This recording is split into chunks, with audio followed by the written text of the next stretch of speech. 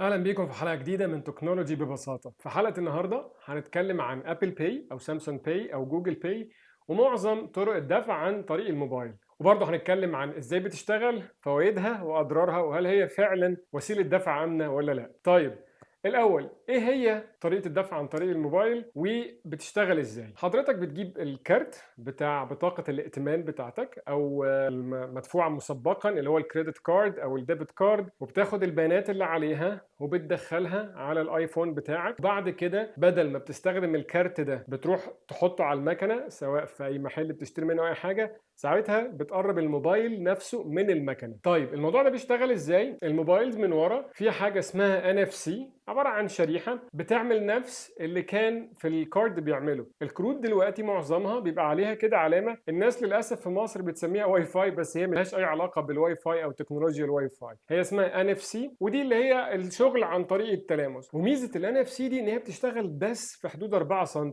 فلو الكارت بتاعك بعيد محدش هيقدر يعمل منه اي عمليه. لو الموبايل بعيد محدش هيقدر يعمل منه اي عمليه، لازم الموبايل او الكارت يبقى قريب من المكنه في حدود 4 سنتيمتر. طيب بعد كده لما انت بتحط الكارت في الموبايل او بتحفظ بيانات الكارت في الموبايل، بيحصل له عمليه اسمها عمليه التوكنايزيشن او التشفير، ودي من الحاجات المهمه جدا في كل طرق الدفع عن طريق الموبايل. ده معناه ايه؟ ان الكارت بتاعك لما بيجي بعد كده تعمل عمليه بالدفع بالموبايل، مش الرقم الحقيقي للكارت بيروح لجهاز الدفع، بمعنى ان الفيزا والماستر كارد بيبقوا 16 رقم اللي انت فعلا بتدخلهم على الموبايل بتاعك لما بتيجي تحفظ الكارد بتاعك في محفظه ابل او جوجل او سامسونج. لكن لما الموبايل بيلمس الجهاز بتاع الدفع عند المكان اللي انت بتشتري منه، ما بيديهوش ال 16 رقم الاصليين، ودي من الحاجات الكويسه جدا جدا في التشفير. هو بيديله 16 رقم تانيين خالص عشان يحفظ بيانات الكارت بتاعك. فحتى لو تحت اي ظرف اللي انت بتدفع عنده عرف ياخد بيانات الكارت بتاعتك، هو في الحقيقه اخد 16 رقم غير ال 16 رقم الحقيقيين بتوعك للاستخدام مره واحده بس. طيب ايه تاني مهم؟ انك لما تيجي تدفع بابل باي او سامسونج باي او جوجل باي، لازم الموبايل بتاعك يطلب مصادقه وتاكيد، او بمعنى تاني حمايه اضافيه، او بمعنى ثالث ان هو لو انت معاك ايفون معظمهم بيحتاج ان هو بصمه الوش اللي هي الفيس ريكوجنيشن، او لو معاك سامسونج او موبايل تاني ممكن مثلا بصمه الصباع او حتى الارقام اللي انت بتكتبها لما تقفل الموبايل. فده معناه ان لو اي حد سرق منك الموبايل، يعني الكارت العادي لو حد سرقه ومعاه 3 ارقام يقدر يستخدمه، الموبايل هنا لو حد سرق الموبايل ومعاه طبعا ارقام الموبايل هيقدر يستخدمه، لكن لو معهوش ارقام الموبايل فمش هيقدر يفتح الموبايل ومش هيقدر يعمل اي عمليات شراء او دفع بالكارت بتاعك. دي برضو من الحاجات المهمه جدا في حمايه الكروت، ان انت تستخدمها عن طريق ابل باي او سامسونج باي او جوجل باي بدل ما تستخدم الكارت البلاستيك نفسه. طيب تاريخها ايه؟ اول حد حاول يعمل موضوع الوالتس ده كان جوجل في 2011، حاول يعمل محفظه الكترونيه بس ما نجحتش قوي. كالعاده اول ما ابل عملت الابل باي عن طريق الان اف سي اشتغل كويس جدا والاستخدام بتاعه زاد جدا جدا. في 2015 سامسونج كمان دخلت سامسونج باي، وفي 2018 جوجل طلعت جوجل باي بدل ما كان عندها وولت، وب 2018 بقى عندنا الثلاثه ابل باي وسامسونج باي وجوجل باي. من الحاجات المهمه في موضوع الاستخدامات ان انت كمان النهارده معظم التطبيقات على الموبايل بقت تخليك تقدر تدفع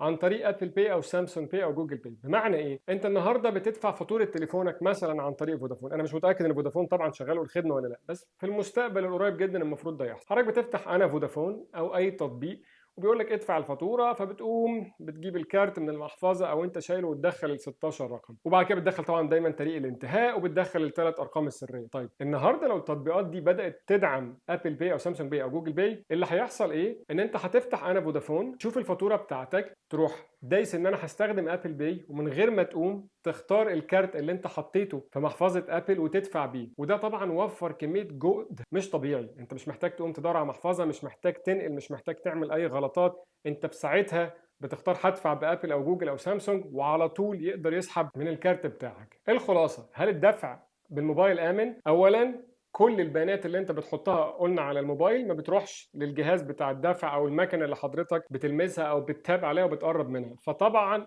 امن من الكارت العادي ان حد ممكن ياخد ارقامه لو واقف جنبك، ده مش هينفع يحصل. اتنين، ان مش اي حد زي ما قلنا هيقدر يستخدم الكارت بتاعك ده لو هو محطوط على الموبايل، الا لو حد معاه بصمه وشك، وده مستحيل، لازم حضرتك اللي تفتحه ببصمه الوش او ببصمه الصباع. في نفس الوقت ده ما بينفعش بالكروت العاديه، لان الكارت العادي زي ما قلنا لو اتسرق ممكن يعمل بيه عمليه شراء مجرد ان هو ما يلمس جهاز الدفع ويمشي على طول. مش دايما البنوك بتحتاج ان هو كل واحد يدخل الرقم السري بتاعه، في دايما حدود معينه، يعني مثلا اقل من 1000 جنيه، ده على سبيل المثال، اقل من 1000 جنيه ممكن حد يلمس الكارت ويمشي على طول من غير ما يدخل الرقم السري. لكن لو الموبايل اتسرق منك محدش هيقدر يستخدم الكارت. الحاجه الثالثه ان بياناتك غير ان هي مشفره ما بيحصلهاش ابدا مشاركه مع التاجر اللي انت بتشتري منه. واخيرا، حتى لو الكارت بتاعك على الموبايل والموبايل ضاع، ولو انت استخدمت خاصيه زي فايند ماي ديفايس او ان انت تمسح الموبايل بتاعك عن بعد لانه اتسرق، كل البيانات هتروح من عليه حتى كروت الدفع بتاعتك، فانت كده كل كروتك في امان وحقوقك كلها محفوظه. هل ده المستقبل؟ طبعا. يعني مثلا في بعض الدول زي السويد والصين بقى تقريبا المجتمع من غير كاش، ساعات بيسموها حتى بالانجليزي كاشلس سوسايتي، او ده مجتمع